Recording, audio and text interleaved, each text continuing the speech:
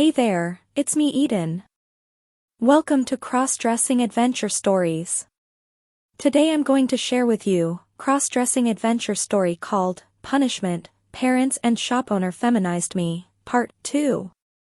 So, if you're new to the channel, then please consider subscribing and please support my work, and buy me a coffee worth $1 only. Support link in the pinned comment, thanks. Your parents and I have agreed that you will have to be dressed as a girl until your debt to me is paid off. After that you are free to go and do as you please. Until then you will dress, act, and be treated as a girl by all of us.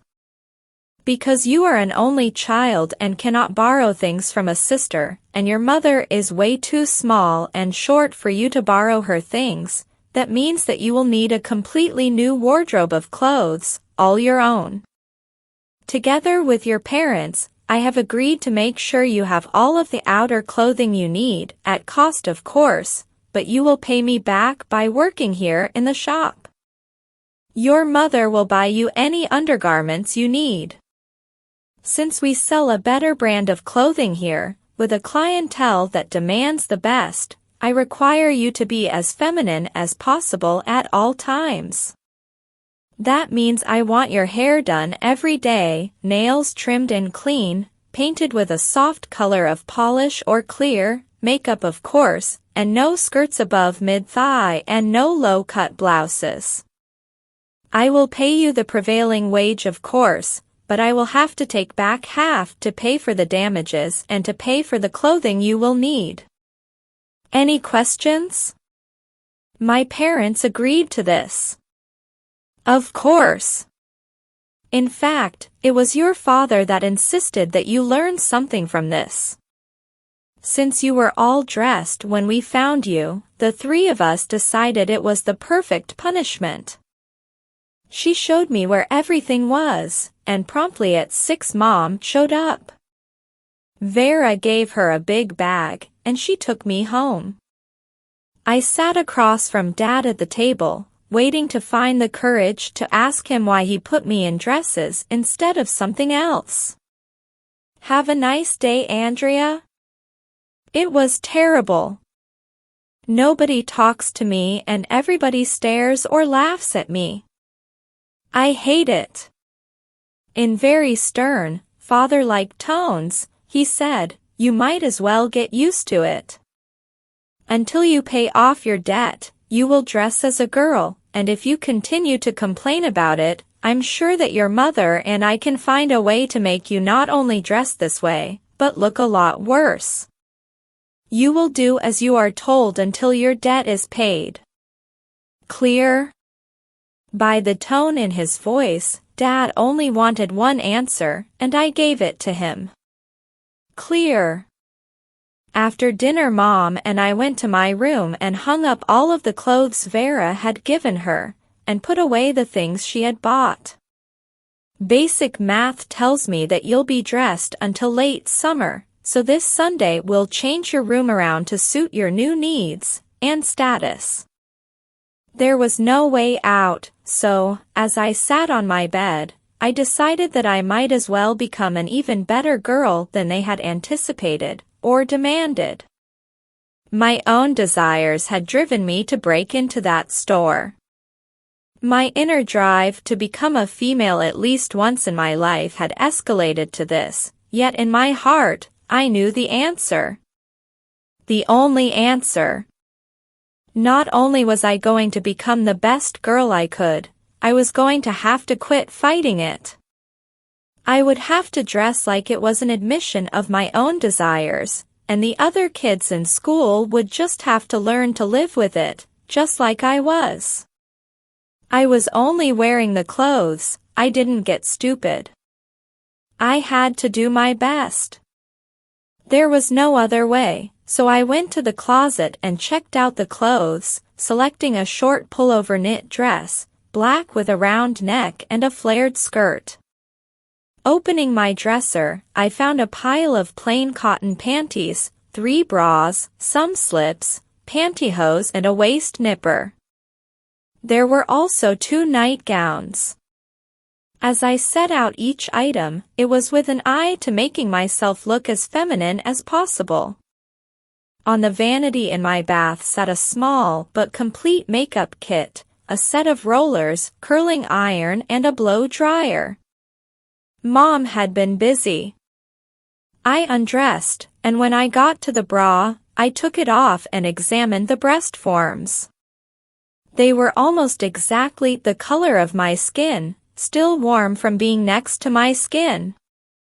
On the dresser were the boxes they came in, so I opened one of them, saw the jar of adhesive, then read the instructions.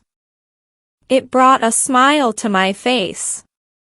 20 minutes later I had carefully attached them to my chest, smoothed out the seams where they hit my chest, and changed into a nightgown. Wrapping the diaphanous robe around myself, I looked in the mirror. The darker nipples were poking at the thin material, just a trace of color from my panties visible. I grabbed up the loose material and went to the family room. Dad saw me, choked a bit, but said nothing as I sat down. Mom told me to cover up and remained silent. Both of them had a grim look on their faces, and I feared I had screwed up somehow. Nothing more was said and I went to bed. In the morning I told Mom I would try and manage by myself. I put on clean panties, then the padded panty brief, the waist nipper, pantyhose, and a clean bra.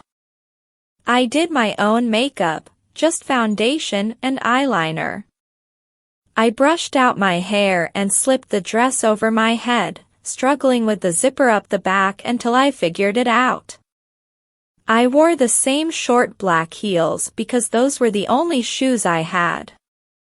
Mom wanted to help, but I once again sent her away and put on the earrings, added a dash of perfume and pink lipstick, then joined her at the breakfast table. I clearly looked better, but I think it was because I had settled things in my own mind. I really didn't look better, I felt better. You look very nice this morning. I cheerfully said, thanks Mom, ate breakfast, then left for school, walking the same 5 blocks, now standing straight up, afraid of course, but a lot more confident. Once again I had every eye on me, but it only lasted a few hours before that sort of thing quit. Some of the girls, the more perceptive ones, asked me if I had implants. Those boobs bounce like the real Andrea. They have to be implants. You're wrong, Kelly, they're not implants, but I like them anyway. She walked off thinking I was crazy, but when Fred stopped me in the hallway, he was more direct. You like this dressing as a chick, don't you? I had a lot of things to say come to my mind, but as an orator I had learned the art of the pause. I used that pause to try to make light of my predicament and at the same time, a small admission. I wondered if he would get it. Why do you ask Fred? Are you going to join me? Hell no. But you're starting to swish a little. If this is punishment, then why not just wear the dress? You don't need to wear makeup and perfume to dress like a girl. True, but wouldn't that make things worse? I would become a clown if I dressed that way. By doing it this way, at least I fit in. It's scary, Andy. Andrea, and you're making some of the guys nervous. Why? Fred did not answer me, walking away instead, leaving me to wonder what he meant by that. That afternoon, when I had the chance, I told Vera what Fred had said, and she laughed at me. You silly girl. Some of the boys are nervous because they are attracted to you. They know you're a boy, just like them, yet they are attracted to you. They look at you and just cannot understand how one of them, a boy, can look so darned good. You're very pretty, Andrea. You just don't realize it yet, and they do." Shocked at what she had told me, I went back to work. I vacuumed the carpets and helped unpack some new arrivals. Then just before I left for home, Vera told me that the shop would be closed for the next 2 days, but to be there early on Saturday. I nodded my head yes, and left for home. Dad asked me how my day went, and when I told him that Fred and a few others thought I was attractive, Mom interrupted before he could say anything. I helped do the dishes and went to my room to do my homework. A few minutes later, Mom came in and shut the door. "I know, and you know, that you have accepted dressing as a girl, not for the punishment, but because you have, inside where it counts the most, always known that it was right for you." Mom was smarter than I thought. If boys think you're attractive, eventually one of them will get up the nerve and ask you out, and then what? I didn't know what I would do, so I shrugged my shoulders. "You'll go out with him, Andrea, because it would confirm your femininity." Mom sat on the bed and held my hand. "Breaking into that shop was stupid. Making you dress like a girl, according to your father, will make you think twice about doing a burglary, or dressing up again. He doesn't know that he will not be seeing Andy again." I do. All at once I found myself crying like a baby as Mom held me close to her chest, just as she did when I was a child. I knew in my heart she was right. That's all for now. See you in the next video. Till then, take care. Oh yes, next part of this series will be published soon. So, please subscribe to my channel and please, support me worth $1 only. Link in the comment and description.